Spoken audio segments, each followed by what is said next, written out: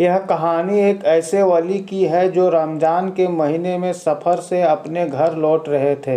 रास्ते में अचानक इफ्तार का वक्त हो गया। उनके पास रोज़ा खोलने के लिए कुछ भी नहीं था, न खाना न पानी। वह एक घर में गए और वहाँ एक सुंदर लड़की को देखकर बोले, हे मुस्लिम बहन, मैं रोज़ेदार हूँ, सफ़र में था और अचानक इफ्तार का वक्त हो गया। मेरे पास एक बूंद पानी भी नहीं है। क्या तुम मुझे थोड़ा पानी दे सकती हो ताकि मैं रोज़ा खोल सकूं? लड़की ने मुस्कुराते हुए कहा, आप अंदर आइए, मैं इंतज़ाम करती हूँ। वो लड़की उन्हें अंदर ले गई और वहाँ तरह तरह के खाने उनके सामने रख दिए।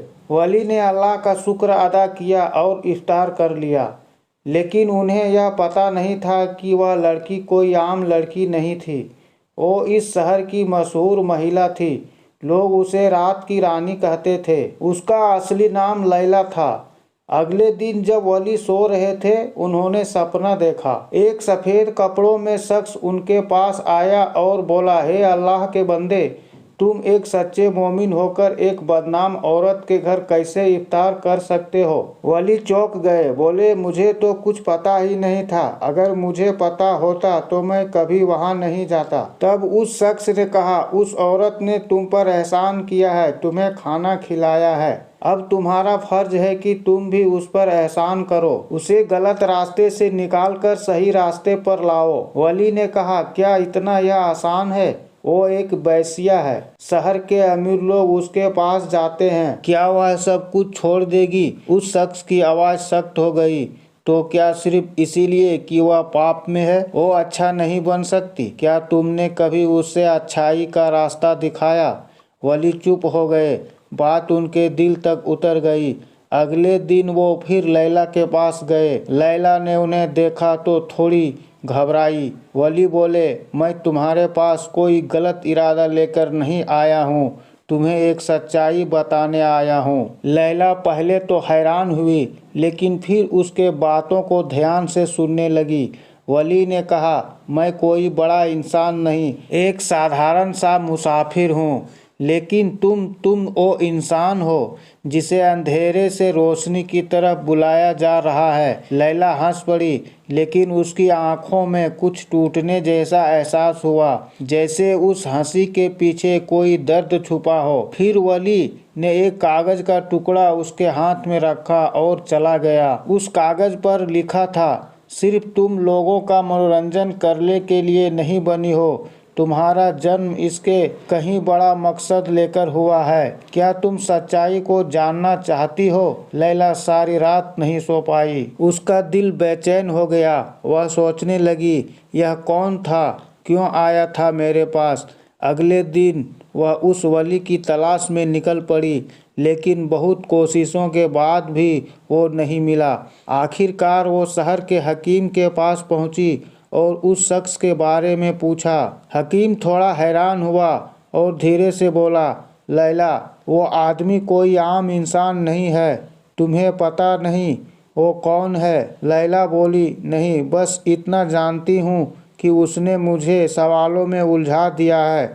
हकीम ने कहा, वो एक साधक है, उसका नाम जायद है। पहले वो एक व्यापारी था, लेकिन फिर उसने सब कुछ छोड़ दिया और सच्चाई की तलाश में निकल पड़ा। वो सिर्फ उन्हीं के पास आता है जिनके लिए अल्लाह की कोई खास योजना होती है। यह सुनकर लैला का दिल कांप गया। वो यकीन नहीं कर पा रही थी कि अल्लाह का एक वली उसके जैसी औरत के लिए आया था। फिर उसने हकीम से उस वली का पता लिया और उसे ढूंढने निकल पड़ी। उधर वो वली एक मस्जिद में बैठे थे। जैसे ही उन्होंने लैला को आते देखा, उनके चेहरे पर मुस्कान फैल गई। वे धीरे से बोले, तुम आ गई, मुझे भरोसा था तुम जरूर आओगी। लैला की आवाज़ सूखी और भारी थी।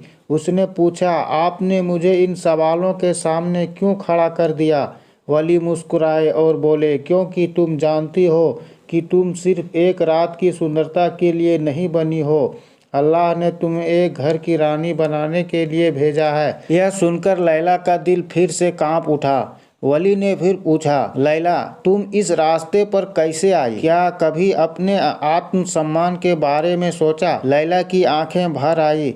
आंसू बहते हुए बोली, कोई लड़की अपनी मर्जी से अपनी इज्जत नहीं बेचती, हालत उसे मजबूर कर देते हैं। मैंने बचपन में ही अपने माँ बाप को खो दिया था। फिर एक व्यापारी ने मुझे गोद लिया, पर कुछ दिन बाद उसने धोखा दिया और मुझे ऊंची कीमत में एक वेश्या को बेच दिया। तभी से मेरी यह हालत है। उसकी बात पूरी भी नहीं हुई थी कि तभी 2 हथियारबंद लोग वहां दौड़ते हुए आए।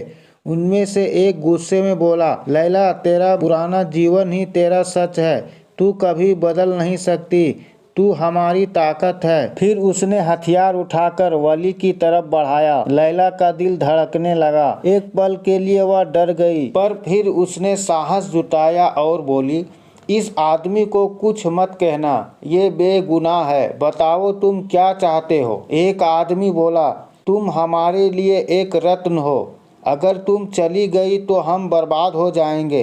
यह सुनकर लैला को बहुत चोट पहुंची। उसे ऐसा लगा जैसे वह कोई इंसान नहीं, सिर्फ एक चीज है, एक सामान। तभी वली ने बहुत शांत स्वर में कहा, इंसान की असली कीमत उसके दिल से तय होती है। अगर तुम सच से मुक्ति चाहते हो तो अपना फैसला करना होगा। लैला ने गहरी सांस ली और बहुत शांत आवाज में कहा, मैं अब इस जीवन में वापस नहीं जाना चाहती।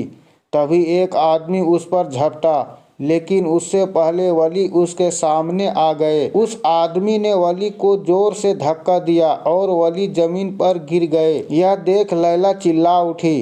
गुस्से और डर के बीच उसे एक पत्थर उठाया और उस आदमी के सिर पर मार दिया। फिर वह वली को उठाकर वहां से भागी। वह दोनों तेजी से दौड़ रहे थे।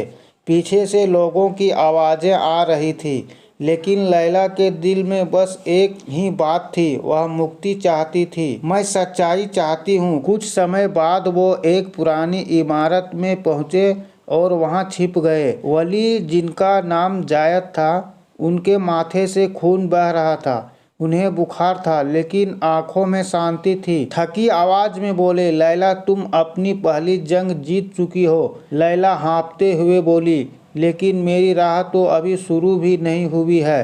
पता नहीं आगे क्या होगा। जैद मुस्कुराए और बोले, यही तो असल बात है। मुसाफिर की राह कभी आसान नहीं होती। उधर शहर के एक कोने में फिर से वही लोग इकट्ठा हो रहे थे। उन्हें पता था कि लैला भाग गई, लेकिन यह नहीं पता था कि अब लैला रात की रानी नहीं रही। वो एक नई राह पर चल पड़ी थी, पुरानी इमारत में छिपी। लैला का दिल अब भी तेजी से धड़क रहा था, लेकिन अब उस धड़कन में डर नहीं, साहस था, मुक्ति का स्वाद था। फिर वो जायद से धीरे से बोली, अब हम क्या करेंगे? तब जायद ने थोड़ी देर बाद सोचकर कहा, तुम्हें शहर छोड़ना होगा लैला, लेकिन यह अंधेरी दुनिया तुम्हें इतनी आसानी से नहीं जाने देगी। यह सुनकर लैला चुप हो गई। फिर धीमी आवाज में बोली, पर मैं जाऊं कहाँ? इस दुनिया में मेरा कोई नहीं है। जायद ने बड़ी शांति से जवाब दिया, अल्लाह के दरबार में जिसका कोई नहीं होता वही सबसे ताकतवर होता है। अल्लाह पर भरोसा रखो। उन्होंने वादा किया है, जो उनकी राह पर चलना चाहता है उसके लिए वे रास्ते कई खोल देते हैं। इसके बाद वे रात के अंधेरे में शहर से बाहर निकल पड़े, लेकिन थोड़ी ही दूर चलने पर उन्हें देखा कि शहर की सीमा पर हथियार लिए लोग गश्त कर रहे थे। लैला ने गहरी सांस ली। तब जायद ने उसे कंधे पर हाथ रखकर कहा, डरने की जरूरत नहीं है। शहर में एक पुरानी सुरंग है जिसे बस कुछ ही लोग जानते हैं। हम उसी से निकलेंगे। लैला हल्के से मुस्कुराई और बोली, डर किसका? आप साथ हैं तो डरने की कोई बात नहीं, लेकिन मैं किसी भी तरह से मुक्ति चाहती हूँ। वे सुरंग के रास्ते चलने लगे। कुछ ही देर से पीछे से पैरों की आवाजें आने लगी, जैसे कोई उनका पीछा कर रहा हो। जायद ने लैला की ओर देखा और गंभीर स्वर में कहा, अब यह तुम्हारे ऊपर है लैला। क्या तुम रोशनी की ओर जाना चाहती हो या फिर अंधेरे में लौटना? लैला ने आंखें बंद की, फिर धीरे से कहा, मैं रोशनी चाहती हूँ, मैं अंधेरे में नहीं लौटना चाहती। फिर थोड़ी देर चुप रहकर उसने फुसफुसाते हुए कहा, क्या हम पकड़े जाएंगे? जायद की आवाज में गहराई थी। उन्होंने कहा, सच का वास्ता कभी आसान नहीं होता, लेकिन जो अल्लाह पर भरोसा रखते हैं वह कभी हारते नहीं। वे आगे बढ़ते गए। सुरंग की आखिरी में एक लोहे का दरवाजा था जो सिर्फ बाहर से खुल सकता था। यह देखकर लैला घबरा गई और बोली, अब क्या होगा? पीछे तो से आवाजें आ रही है। जब जायद ने दुआ पढ़ी, बिस्मिल्लाह कहते हुए दरवाजे को धक्का दिया, तभी दरवाजा जोर से खुला और वे दोनों बाहर आ गए। अल्हम्दुलिल्लाह, जायद ने कहा। उसी वक्त लैला के दिल में कुरान की एक आयत गूंज उठी, जो मेरे रास्ते में संघर्ष करते हैं, मैं उनके लिए रास्ता खोल देता हूँ। इसके बाद वे रेगिस्तान की ओर दौड़ने लगे, लेकिन तभी लैला ने पीछे से एक आवाज सुनी। उसने मुड़कर देखा, एक तीर जायद की तरफ आ रहा था। बिना सोचे लैला दौड़कर जायद के सामने आ गई और तीर से अपने शरीर में ले लिया। धड़ाम वह जमीन पर गिर पड़ी। जायद चौंक कर उसकी ओर भागा। देखा लैला के कपड़े खून से भीग गए थे, लेकिन उसकी आंखों में शांति थी। वो मुस्कुरा कर बोली, अब मैं मुक्त हूँ, मैं अंधेरे से बाहर आ चुकी हूँ। उसी वक्त रेगिस्तान की गहराई से कुछ रहस्यमय लोग वहाँ पहुँचे। उनमें से एक ने जायद के कंधे पर हाथ रखा और कहा, तुम लोग सच्चाई के रास्ते पर हो, अल्लाह ने हमें तुम्हारी मदद के लिए भेजा है। उन्होंने लैला को एक ऊँट पर बैठाया। जायद ने हैरानी से पूछा, आप लोग कौन हैं? उनमें से एक बोला, हम वो यात्री हैं जो रोशनी को रास्ता ढूंढते हैं, और वह लैला भी हमारी साथी बन चुकी है। दूर से हथियारधारी उन्हें देख रहे थे, लेकिन अब वो आगे बढ़ने की हिम्मत नहीं जुटा पा रहे थे। फिर 3 दिन 3 रातों की लंबी यात्रा के बाद वे एक छोटे से गांव में पहुंचे। लैला ने धीरे से पूछा, हम कहाँ आ गए? एक यात्री ने मुस्कुरा कर जवाब दिया, यह है शरण स्थल, सत्य की खोज करने वालों का एक गुप्त ठिकाना। जब लैला गांव के अंदर गई तो एक बुजुर्ग सामने औरत आई और बोली, तुम वही लड़की हो जो अंधेरे से बाहर निकलना चाहती थी? लैला ने नजरें झुका ली और कहा, मुझे नहीं पता, क्या मैं सच में इस जीवन के लायक हूँ? बुजुर्गा मुस्कुराई और बोली, अल्लाह की रहमत पर पाप से बड़ी होती है, तुम बस एक कदम भरोसे से बढ़ाओ। इसके बाद लैला ने वहाँ एक नया जीवन शुरू किया। वह अब अल्लाह के संदेश और इंसानियत की बातें सीखने लगी। कुछ दिनों बाद जायद उसके पास आए और बोले, अब से तुम सिर्फ लैला नहीं हो, अब तुम अल्लाह की एक नई दासी हो। लैला ने गहरी सांस ली, लेकिन कुछ नहीं कहा। तब जायद ने मुस्कुरा कर कहा, क्या तुम अब भी सोच रही हो? लैला ने धीरे से कहा, हाँ, मैं सोच रही हूँ, असली मुक्ति क्या होती है? जायद हंसते हुए बोले, मुक्ति तब मिलती है जब इंसान अपने रब से खुद से ज़्यादा प्यार करना सीख जाता है। यह सुनकर लैला की आंखों में आंसू निकल आए। वह बोली, क्या मैं सच में एक नई शुरुआत कर सकती हूँ? जायद ने नज़रों में भरोसा भरकर जवाब दिया, ज़रूर, क्योंकि जिन दिलों को अल्लाह खोल देते हैं उन्हें कोई बंद नहीं कर सकता। फिर एक दिन लैला एक पेड़ के नीचे बैठकर कुरान पढ़ रही थी। तभी जायद उसके पास आए और बोले, लैला, हमने एक साथ बहुत समय बिताया है, तुम्हारे साथ यह सफ़र मेरी ज़िंदगी का सबसे बड़ा सम्मान रहा है, लेकिन मैं तुमसे एक सवाल करना चाहता हूँ। लैला ने मुस्कुराते हुए कहा, बिल्कुल पूछिए। जायद बोले, क्या तुम मेरे साथ अल्लाह के रास्ते पर इस जीवन का बाकी समय बिताना चाहोगी? यह सुनकर लैला की आंख भर आई।